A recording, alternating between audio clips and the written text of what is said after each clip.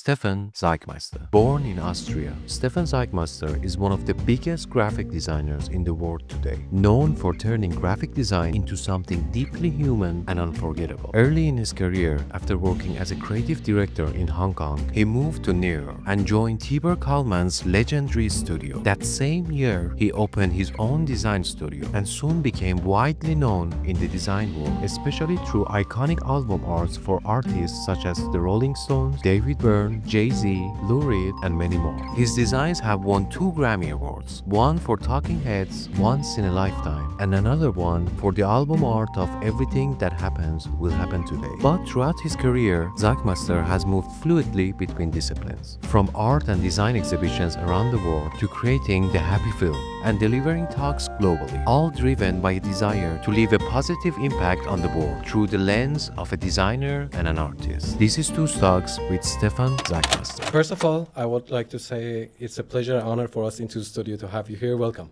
Thank you so much. It's fun to be here. Yeah, thank you. Yeah. This is not your first time in Istanbul, of course. No, I've been here a couple of times, mostly very short, but I've been here as little as 4 weeks ago for a very different kind of conference. Okay. In general, how do you find the city? Exciting. To, of course, wheel out the old cliche, but I think this combo of East and West over a river, over some water is fascinating, and I think I've always been very attracted by contrasts, be it in a city or be it at work, meaning ultimately, if you look at the pieces that we've been creating over the past years, like this, old historic paintings with new inserts. It's very, very much along those lines. And I think even from a design perspective, of course, contrast is always a very strong strategy to work with, to create excitement. And of course, Istanbul has this built in much more than most cities. Maybe comparable, I would say, probably was Hong Kong with the combination of East and West, specifically when the British legacy was still stronger than it is right now. Yeah, amazing. I remember, I think it was 12 years ago, I sent you a message on Facebook and I shared with you not a very good work of mine, which back then I thought is a masterpiece, but I shared it with you, and the next day I had a message from you that you actually saw the work, you commented on it. It's 12 years later, I still see that on your Instagram you do that. You sometimes even take videos of yourself commenting on young designers' work. You accept, I know how busy your schedule is for today, but you accepted to be here. Why do you think you set aside a time for doing this? Oh, I think it's interesting. It's being in connection with the next generation of designers is, I think, something worthwhile for me. There is a little bit of a responsibility because specifically in New York, the generation before me was very kind to me. Like when I started the studio in New York, people like Milton Glaser or Paula Scher, like people who were the people that I studied in school, called and said, "Why we saw this piece or that piece? Why don't you come over for lunch?" And it was a genuine feeling that they were happy there was somebody else around who also tried to do good work, and I found that extremely surprising and very generous, and it set the tone for a certain level of kindness within the graphic design profession that I find that was not the case in related professions. I give you an example.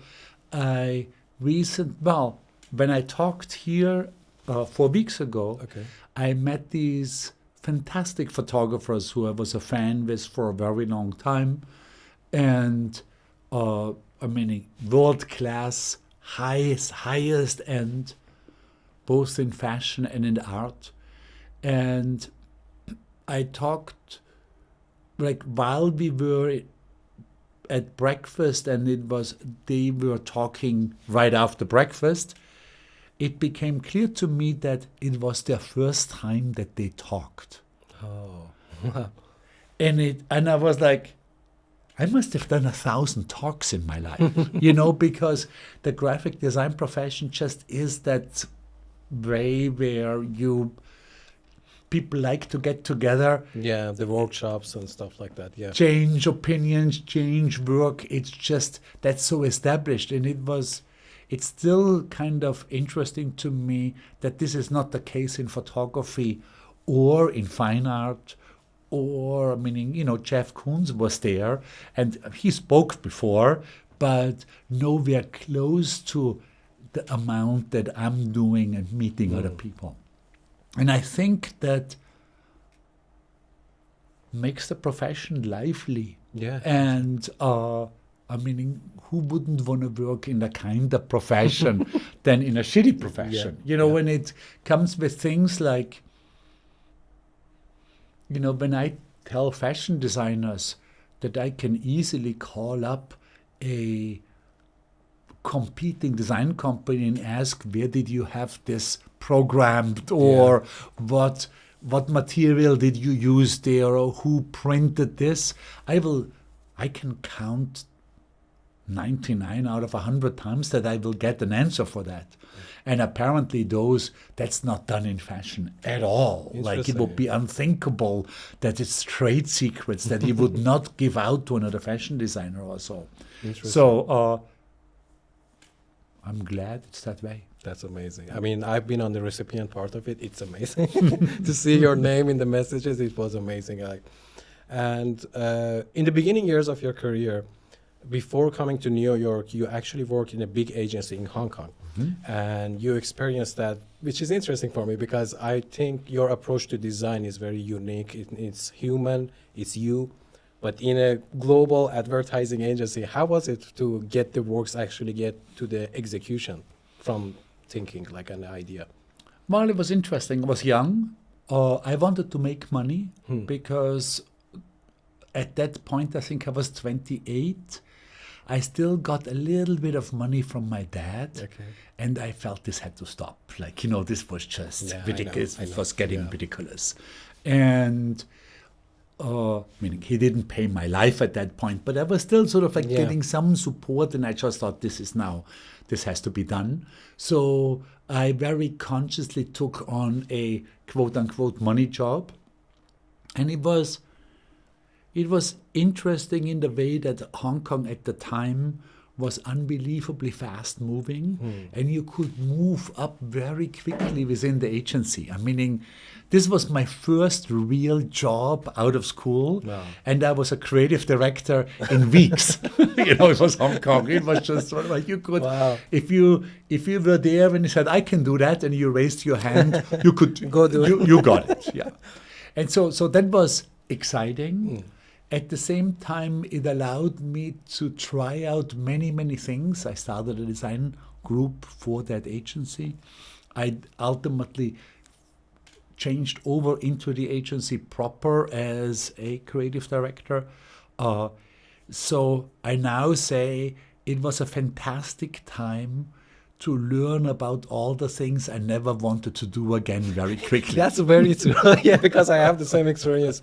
Because when you're living that, you hate it. But when you look back, it's okay, now I know what not to do and what to do. Yeah. And I learned an incredible amount. It probably was from a pure learning experience.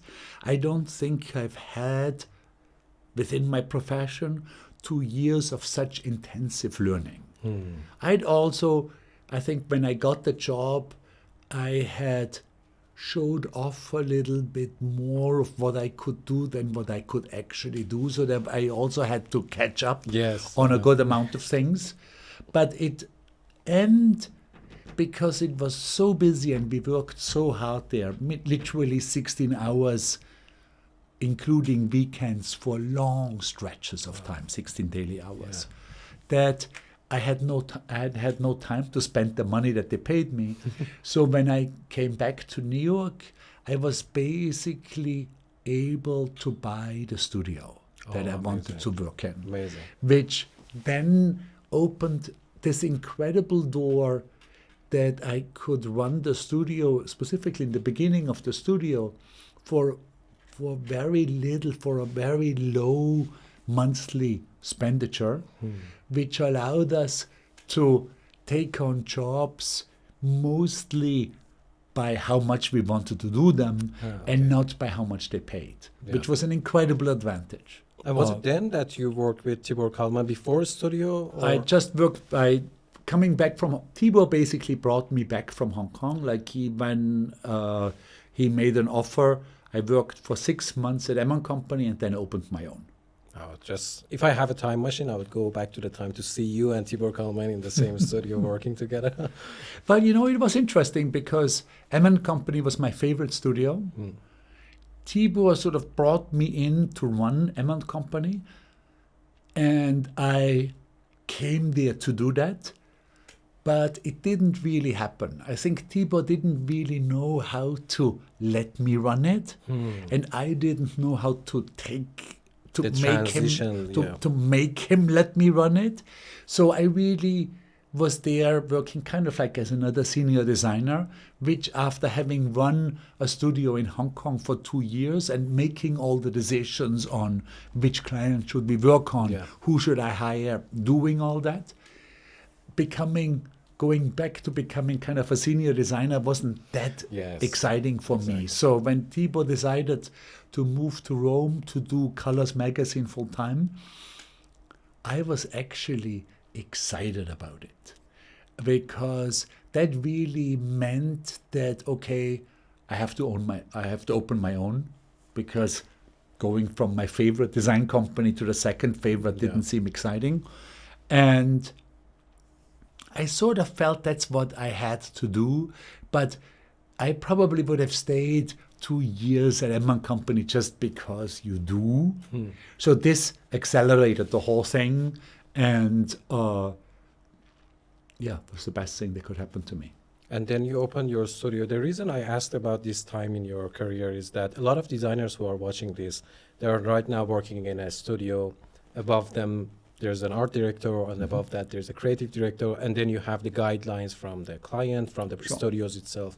How do you think a designer can stand out individually in such environment? Is it by going fully in with the work at the studio or the agency, or is it with having side personal projects, or as you've done, saving enough to opening your own studio? Well, out of those 3 possibilities, I would definitely choose number 3. Opening your studio. Meaning I was never happier than in my own studio. Yeah, for sure. It's I'm very happy to take responsibility. I'd much rather make the mistake myself than feeling somebody else made the mistake and I blame them. Specifically in my own studio, everything is my fault. If a client is awful, I took them on. It's my fault.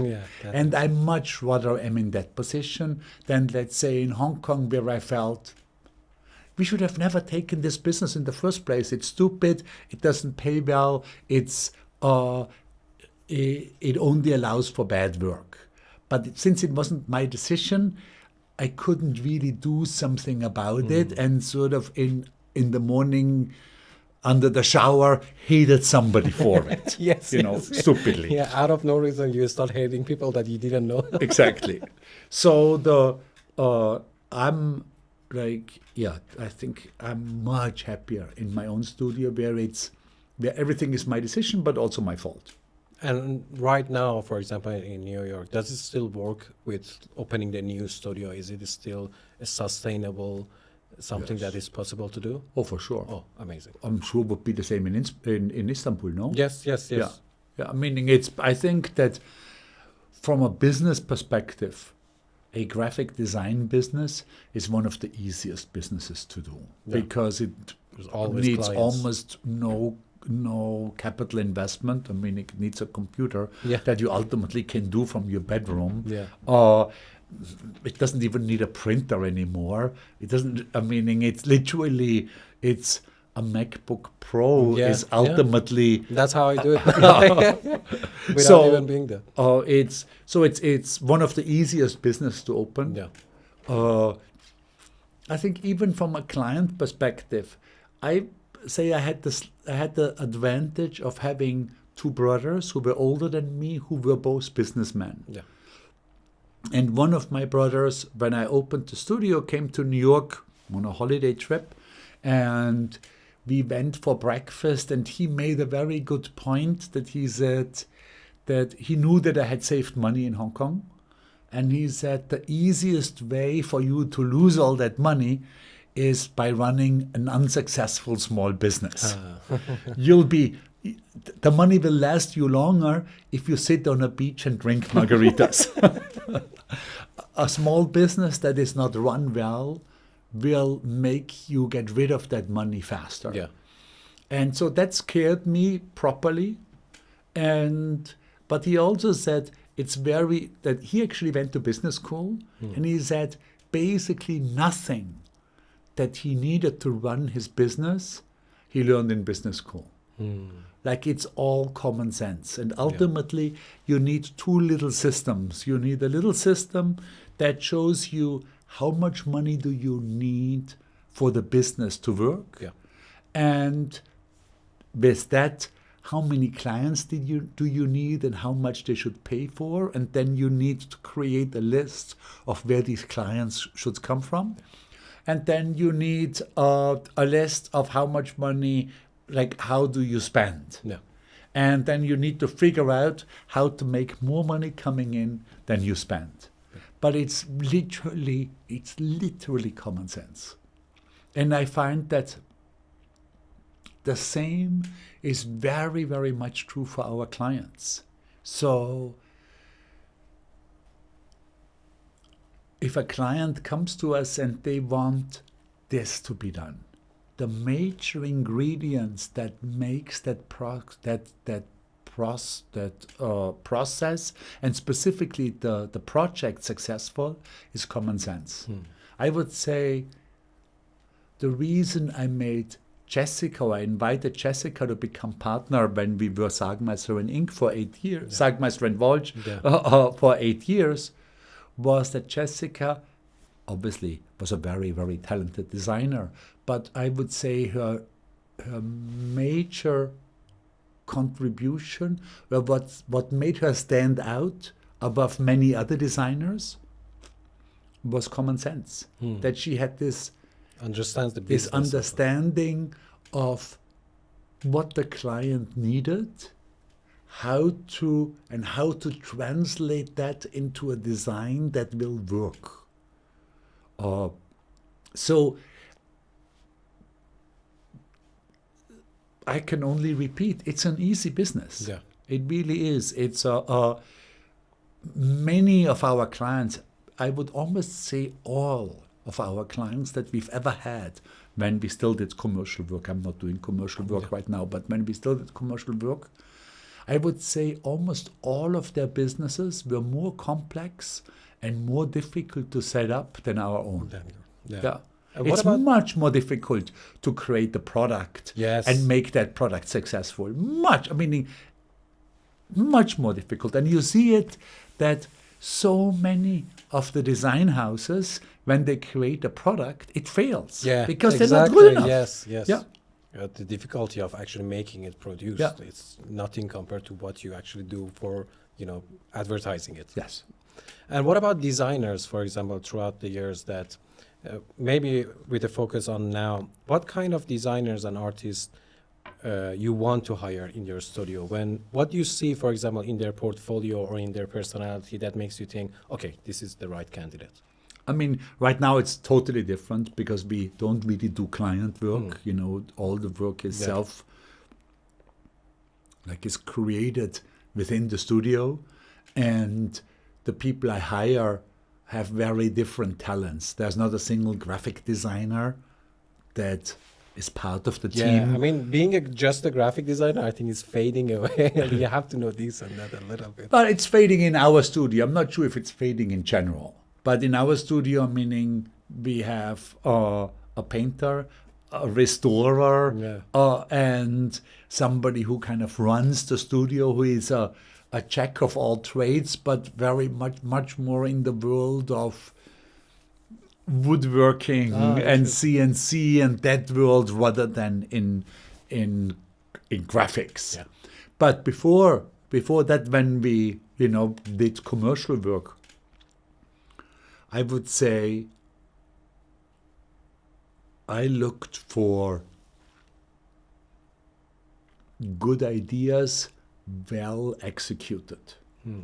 And then when we got bigger, I didn't really want to grow, but Jessica wanted during the Sagmeister and Walsh years. So when we were bigger, we sometimes would hire somebody that had a specialty. Because, we were 25 people and we could afford to have somebody who, was really good in 3D. Or somebody who was, who had a lot of experience or some good experience in creating websites. Understand. But in general, it was always, but I think that was more the exception. In general, we wanted somebody who could do different things, also with a preference of being able to do different styles, because we wouldn't want to get stuck in one thing, and we weren't big enough to say, we want this very particular narrow style that we want to sell from client to client to client. And so this was half, and then the other half was we wanted nice people, like people that you wanted to spend time with. Kind people who supported other people, that sort of thing. It's also what was most interesting for me when I taught, and I taught for many, many years, is that repeatedly the students who made the biggest career were not necessarily the most creative, best students, but were the students who were the most helpful to other students, which that really came as a surprise to me. Interesting. But I think it turned out that the students who were most helpful were also the one that got the most help from faculty, that then when they did their thesis, faculty was happy to help them place that thesis into making it real. And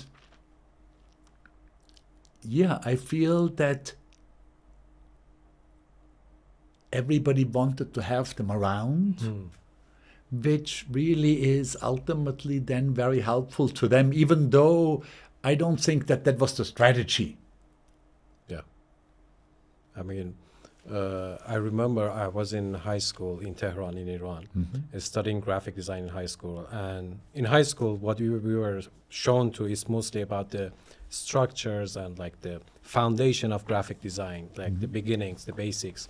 And I remember a friend of mine brought to school an A4 printed version of your poster for AIGA with the cuts on the back. And I remember I saw that the first time and I was like, this is the graphic design I want. Because we were used to seeing the type of Muller-Brockmann layout.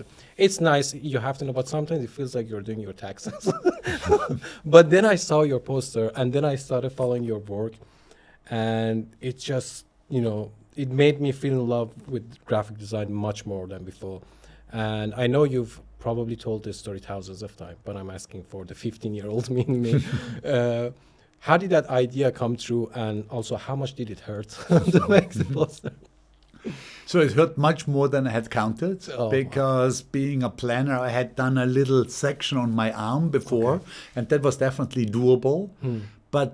And I naively thought I could do it myself on my chest, which I couldn't. And so ultimately our intern Well, I asked our designer. We were 3 people at the design, me, a designer, and an intern. The designer refused, so the intern had to do it. The intern had a good opportunity. Yeah. Revenge on the boss. So intern became a famous designer afterwards, really? not because of that. And it turned out that it hurt much more than I had expected. I can imagine. Because It's really clean too. Like each word, it's not like yeah. The No, intern it was a proper Yeah. cut, and when it was on the chest, because on the chest you can have the skin quite tight. It still was bearable, but when it got to the belly, where you can't have the skin that tight, the pain is very different.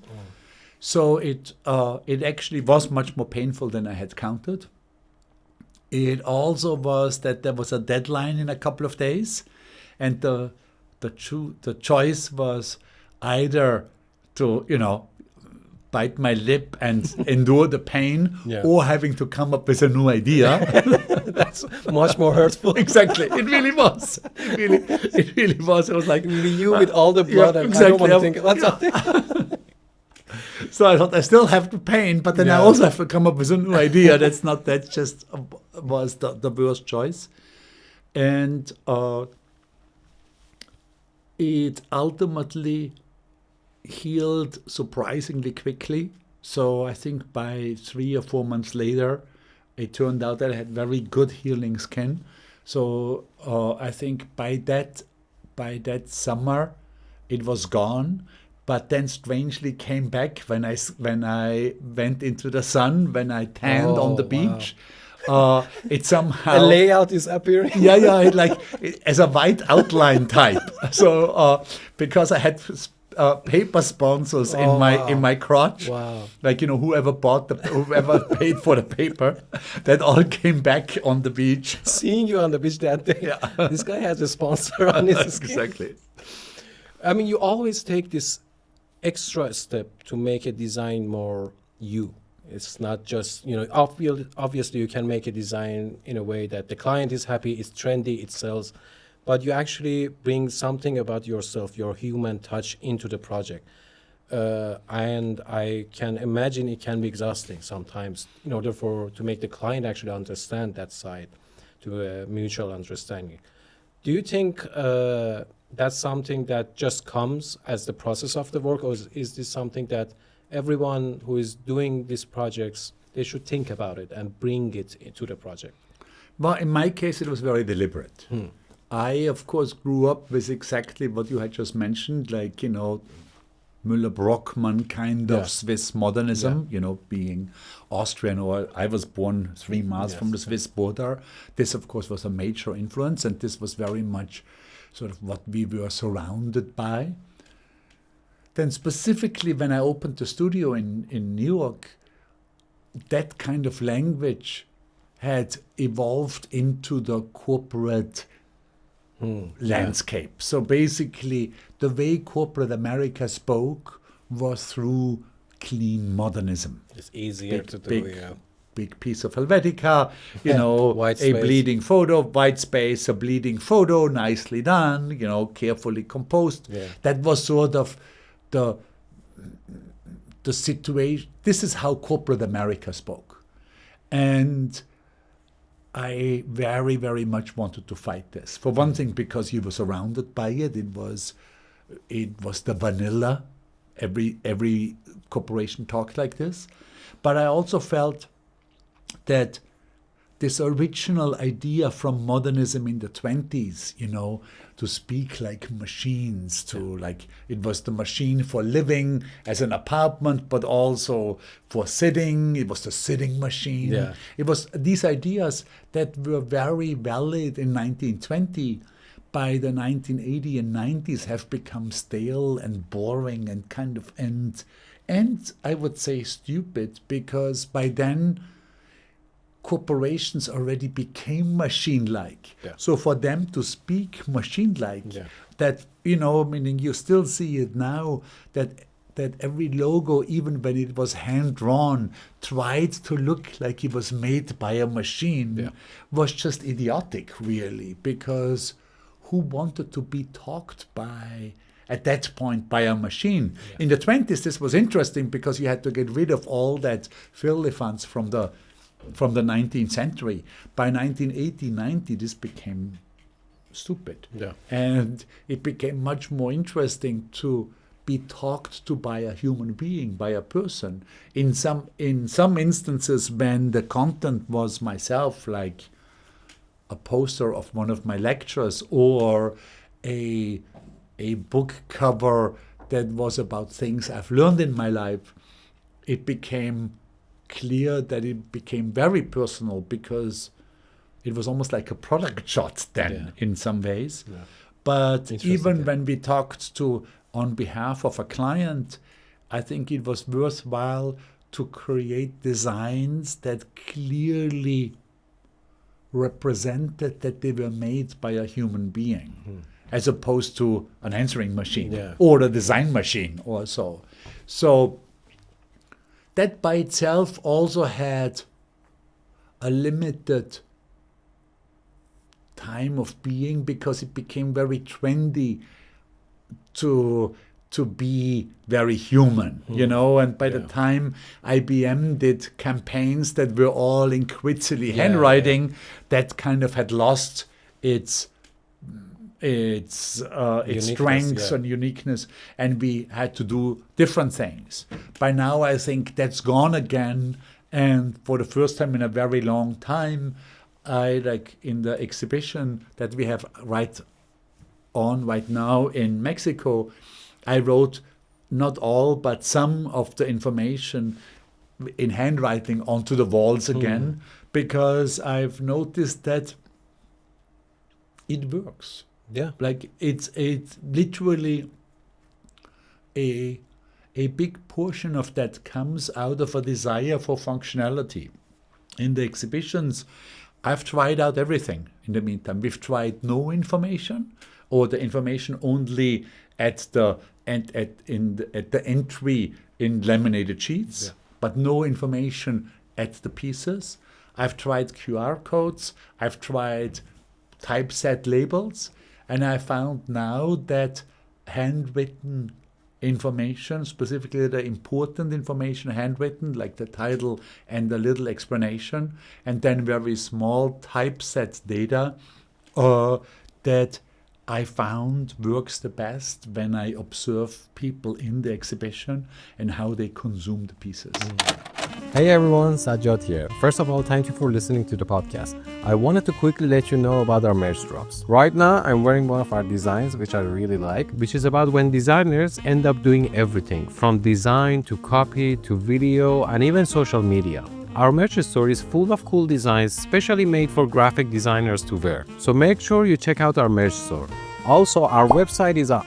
ToozeStudio.com is live. Our website now has the complete archive of Tooze Studio videos, Tooze Talks episodes, and exclusive interviews and articles only available on ToozeStudio.com. So make sure you check out our new website. And finally, if you want to support us and you like what we are making and you want to actually help us to be able to create more content like this, you can join Tooze Studio on our Patreon account.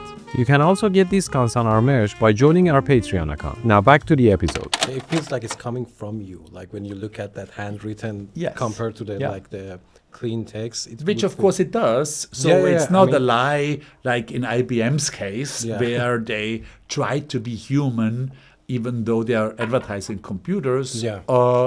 It's in this case, of course, the info does come from me. Yes, true. And we talked about the commercial work. Now we are talking about the exhibitions. There's this two side, for example, for me is that when I'm working on commercial projects, and you know, when you're working with some like big brands, sometimes it feels too commercial and I miss that artistic side of graphic design. And when I go to a friend's exhibition, I feel like the artwork that is created and is on the wall, they really didn't care about if I understand. If majority of people understand that artwork, it becomes a bit too personal for my taste. So I think it affects its effect to a society that this artwork is being shown to. So there's this struggle between like I'm doing too commercial, and then the art galleries, I feel like, you know, it's for a specific kind of people. But then, for example, your work, your exhibitions, for me is a perfect bridge between these two worlds, because it's understandable for everyone that needs to see something beautiful and everyone that comes across the work. So is that one of the intentions when you're actually creating the artworks? Very much so. Yeah, Interesting. very much so. So I'm a designer at heart. Yeah. So functionality is also something that is very much on my mind when designing an exhibition. So yes, you're totally right. I mean, I have artist friends who believably tell me, I'm making this because I have a desire to make it, and what happens to it after I made it, I couldn't give a shit. Yeah. And this is very much the opposite of how I think. Like, yes, I have a desire to make it for sure, but I also very much care what happens to it afterwards, who sees it, and if it has an impact on them. Let's say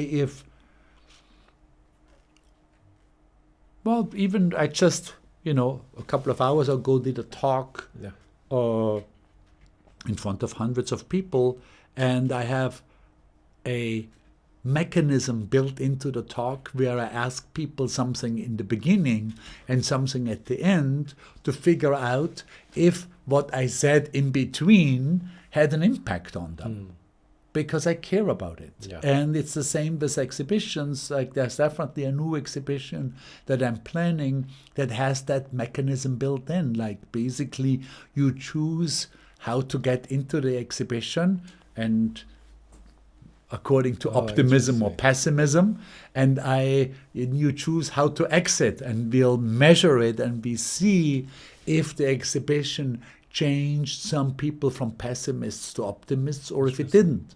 And if it didn't, I'd be very disappointed, meaning like I would have to change the exhibition because I want the exhibition to have an impact.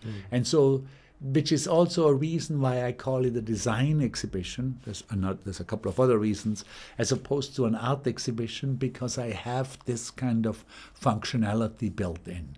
In art,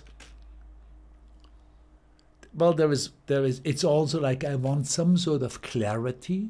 Like, these things say something.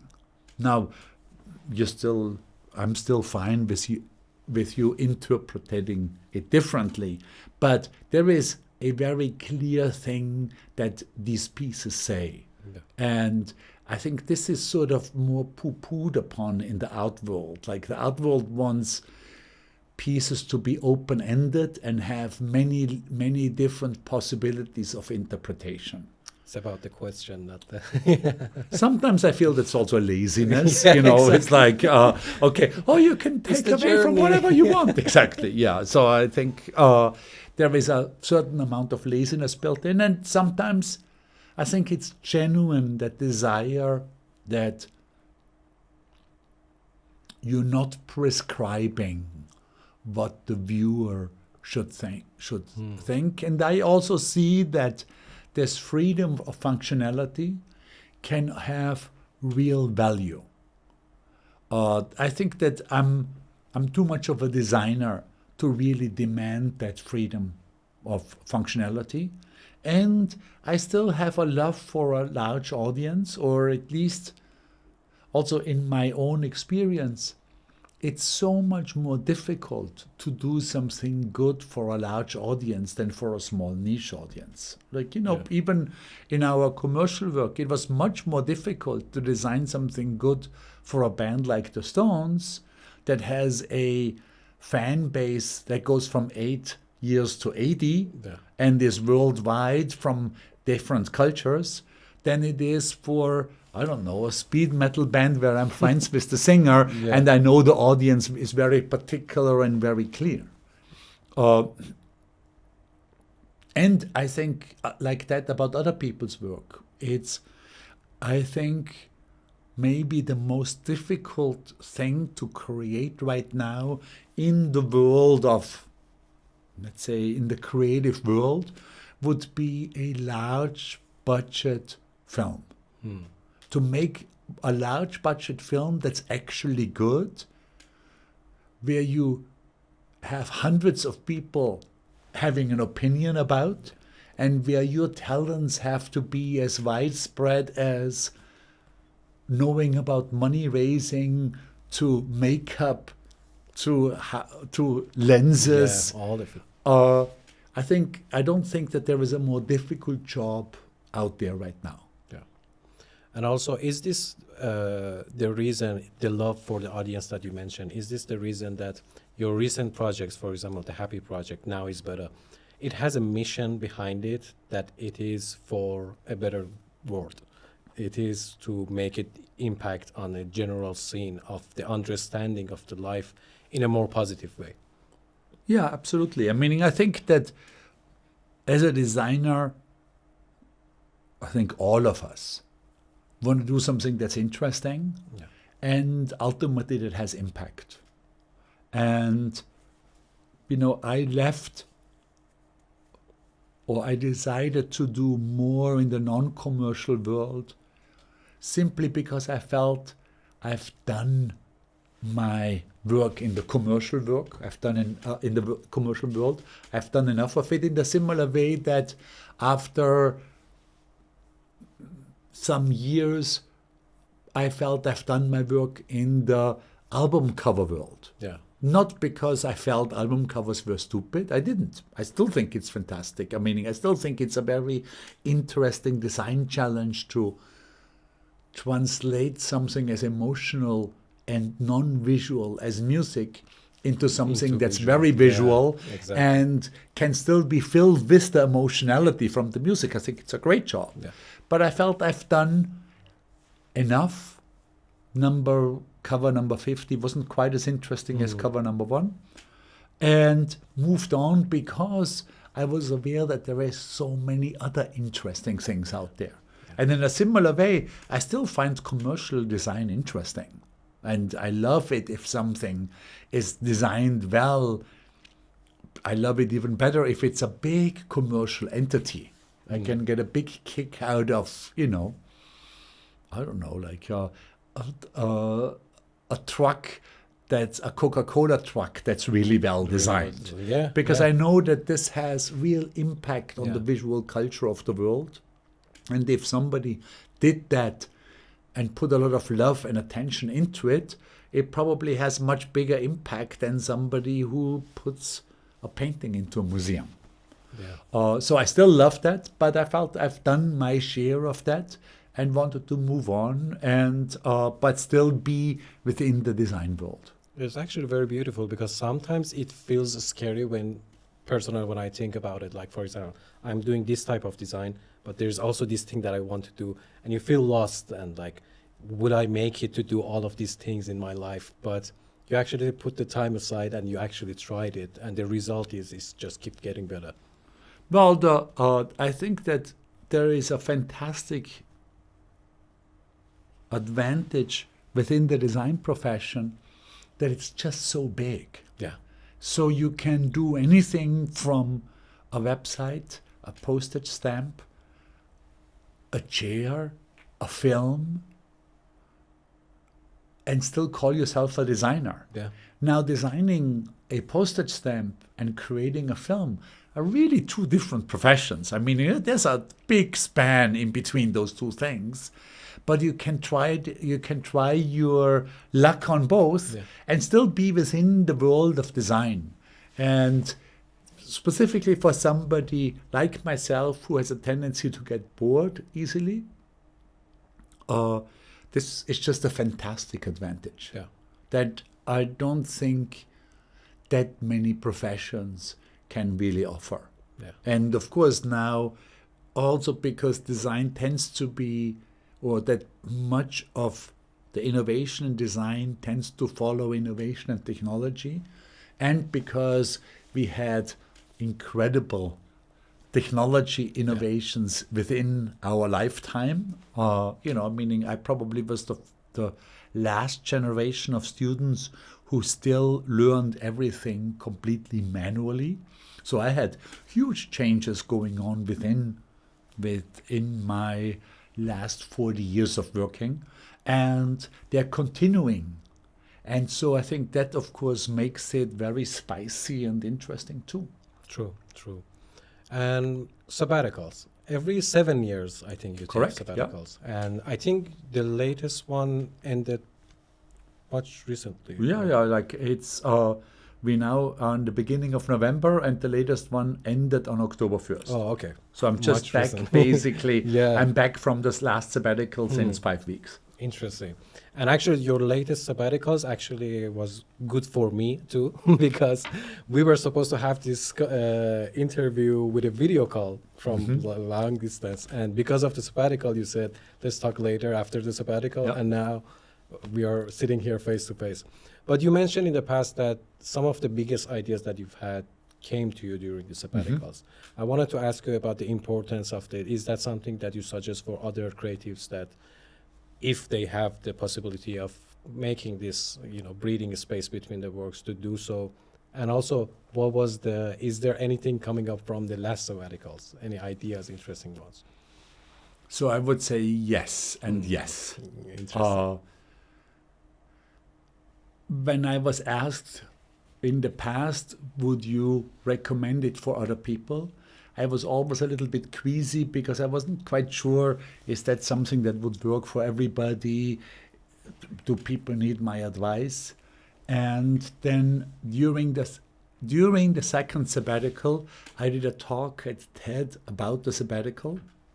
And that talk was seen, like many TED Talks, by many millions of people.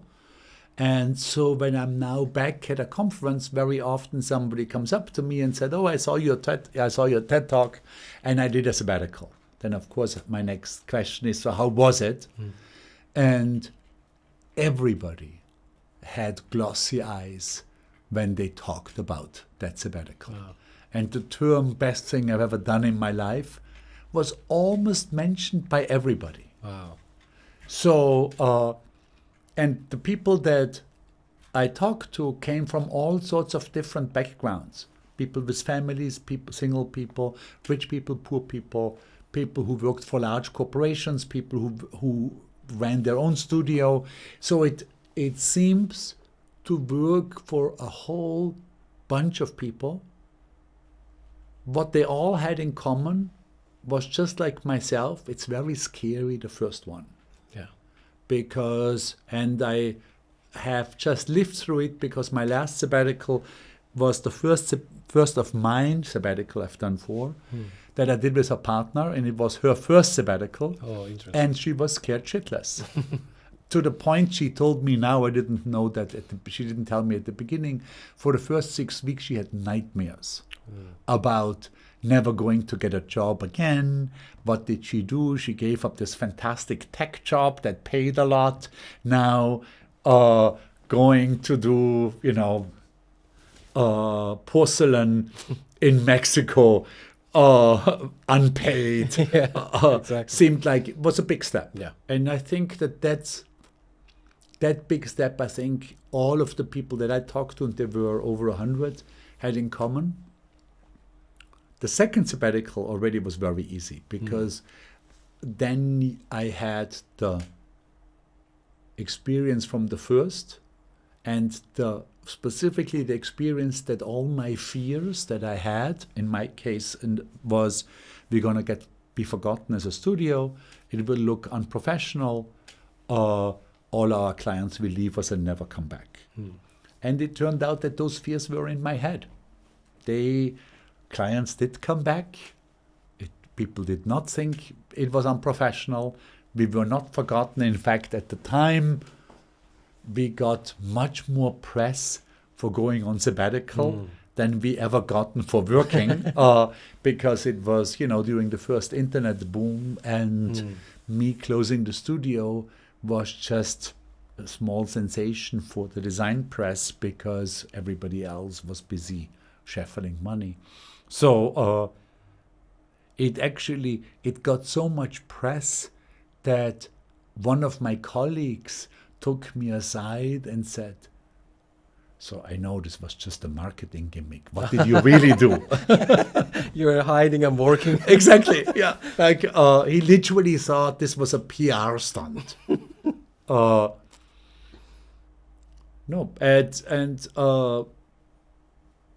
But what I can say is that the Sabbaticals were not there to sit on the beach, which I would have allowed myself if I would have liked doing that. Yeah. But it's turned out that it's not something that I would like to do. And so it was all 4 sabbaticals I worked, but just not for clients. Tried out things that I found personal interesting. projects? Yeah, basically it was in the very first sabbatical, I thought I should do it without a plan, which did not work at all.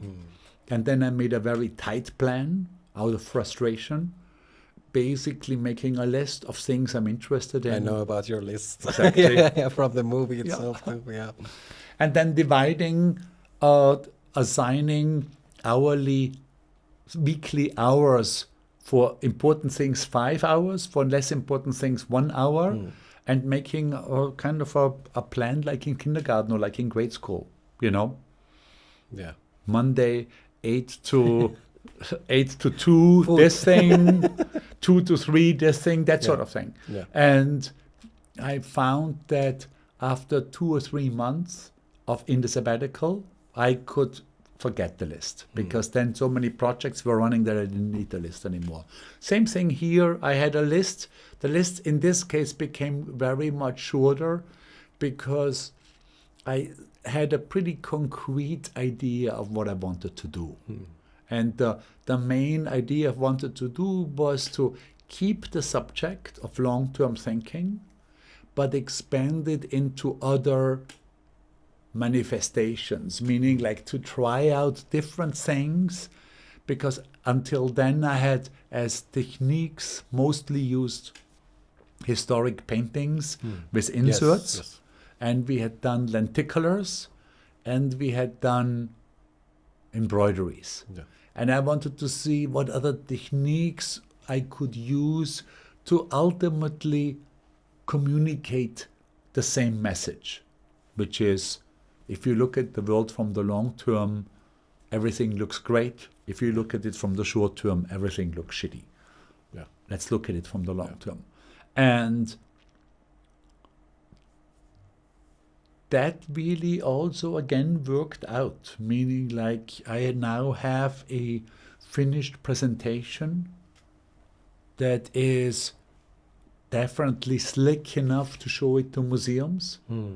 And I used the last weeks of the sabbatical to show that, to send that to museums, and I'm talking to many museums around the world right now, and it looks pretty good. So I think we're... Is it upcoming or upcoming? Yeah. Okay. Well, we actually did a kind of, I would almost call it a dress rehearsal in the Great Museum at MAS in Guadalajara, where I was on sabbatical in Mexico. So we did a small version of that very exhibition. The exhibition is called Finally Something Good. And I think that was very, very well received. Nice. And there is a bigger version of that exhibition that I feel is sort of the core that I'm talking to numerous museums right now. Interesting. Yeah, I'm looking forward to it. Yeah. And one last question that we always ask our guests is that throughout your career, even right now, if you had to select, let's say, 5 graphic designers, artists, it can be even musicians, that you think influenced you the most, who would they be? Well, but probably the mentor that was the biggest influence for me would definitely be Tibor Kalman. Like, I think he had the biggest impact, you know, not just at M1 Company, but also what he did at Colors Magazine. Maybe also because he was not a typical graphic design practitioner. He had not gone to graphic design school. He knew very little, meaning like he could not design a layout. He had to hire people to do that. And that, of course, also freed him up very much to think about the how and the why, as opposed to people who could do everything themselves, let's say like Milton Glaser, that I admired Milton greatly. And I feel that because he was such a fantastic illustrator and a good typographer, that also made his world a bit more narrow. Because, of course, he would illustrate everything himself. He would design the type himself. So I think he was more in that gene. Ultimately, I think both models are absolutely valid. Sure. I myself felt more drawn towards the Tibor model. I would say David Byrne had a big impact on me and still has. Long time ago as a musician with the Talking Heads, then much closer with him being a client of Tibor's and Tibor designing some of the best covers but also music videos for him. Later on, independently from Tibor, him becoming my client, but he did not know that I had used for M1 Company, that I had used to work for them, so this was completely independent. And him being a fantastic client that knew how to get the best work out of me, how to improve. He was definitely a client that was very visually literate, and at the same time, specifically for a rock star, having very little ego. So being able to, like, David's changes always improve the project. Which is fantastic. I mean, that's of course that's exactly what you want, you know. Yeah, true. And probably even more recently, again, unbeknownst to each other, we working both on very similar subjects. Like I had already started my whole, whatever, Now is Better project. When David started a little media company called Reasons to be Cheerful, where he, from his own pocket, pays journalists to be part of a team to research positive news properly and publish it. And so, meaning it's very different in nature from what I'm doing, but definitely the trajectory being very similar. So that would be number 2, but you wanted 5, no? I mean, if it's the most influence, so if it's like 3 or 4, it's okay. I think that from a direct influence to the work that I'm doing right now would be Steven Pinker at Harvard, who, wrote a number of very influential books on how the now compares to history. And ultimately showing very cohesively from a scientific point of view how things measurably became better, be it in the world of violence, be it in the world of hunger and food, health. I think most people understand. I think it's very clear to most people that now we live to be 80 when we used to live until 25. I think that's that part we understand very well. But other parts, like the fact that it used to be 25 times more likely to be killed by the hand of another man when you lived in the Middle Ages than now, I think is more surprising to many people. Yeah, amazing. And at the end, I want to thank you personally because, as I mentioned, you made the 15-year-old me believe that graphic design is just beautiful. And 20-year-old me who saw your message on Facebook, because back then I used to think that, I'm far away from New York, London, and these centers of the design. But I realized that if I reach out, there can be connection. And I used that, and it worked for me in my career. And the 30-year-old me today, to thank you for being here today. A decade of inspiration for all of us designers, not just for me. So if the world is a better place today, you have a lot to do with it as well. That's very kind of you to say. It was a pleasure. Thank you. Thanks a lot. Thank you. Thanks.